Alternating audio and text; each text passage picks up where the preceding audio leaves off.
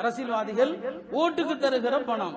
இது ஒரு வகையில சொன்னா பிச்சை எடுக்கிறத விட கேவலம் ஓட்டுக்கு பணம் வாங்குறது. என்ன காரணம் சொன்னா, பிச்சை எடுப்பது கூட மார்க்கத்துல ஹராம் கிடையாது. நான் வச்சுக்கணும், பிச்சை எடுக்கிறது கேவலமான தொழில் என்பது வேறு, பிச்சை எடுக்கிறது அவமானம் என்பது வேறு. ஆனா நல்லா தெரிஞ்சுங்க, பிச்சை எடுக்கிறது மார்க்கத்துல ஹராம் கிடையாது. ஆனால் இந்த ஓட்டுக்கு காசு வாங்குறது ஏன் பிச்சையை விட மோசம்னு சொன்னா, ஓட்டுக்கு காசு வாங்குறது லஞ்சம், காசு வாங்குறது லஞ்சம். மார்க்கத்துல லஞ்சம் வாங்குறதும் ஹராம், லஞ்சம் கொடுப்பதும் ஹராம். அந்த வகையில பார்த்தா பிச்சைக்காரனை விட மோசமானவர்கள் ஓட்டுக்கு காசு வாங்கக்கூடியவர்கள். யார் ஓட்டுக்கு காசு வாங்குறானோ அவன் பிச்சைக்காரனை விட மோசமானவன். அண்மை காலத்துல நம்ம ஊர்ல என்னங்க, இந்த நம்ம தமிழகத்துல ஓட்டுக்கு காசு வாங்குறது அவ்வளவு மோசமாக ஆகி போச்சு. இதுல நம்மில் பலரும் கூட ஒரு சப்பக்கட்டு கட்டுறதும் உண்டு.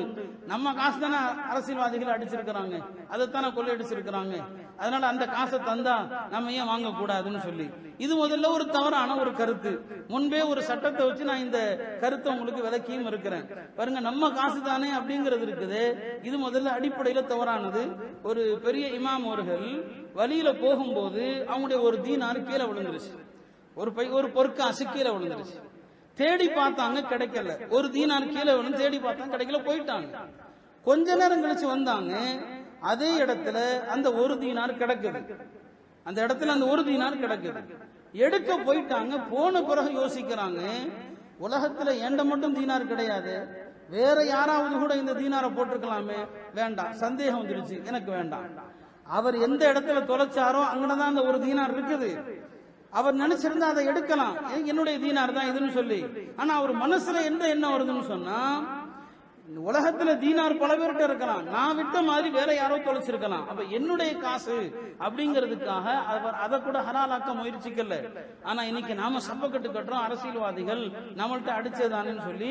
அவர்கள் நம்மள்ட்ட அடிக்கல, அரசாங்கத்தினுடைய வரிப்பணம், அரசாங்கத்தினுடைய மொத்தத்தையும் கொள்ளையடிச்சவங்க.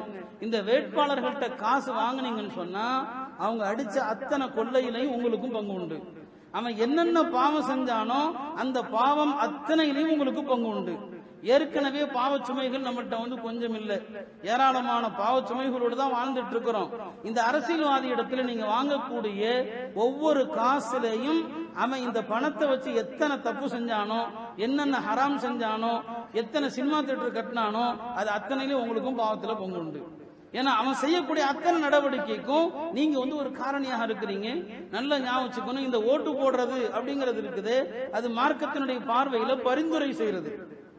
இவர் சட்டமன்ற உறுப்பினர் ஆகிறதுக்கு தகுதி, நீங்க ஓட்டு போடுறீங்கன்னா அது பரிந்துரை செய்யறது.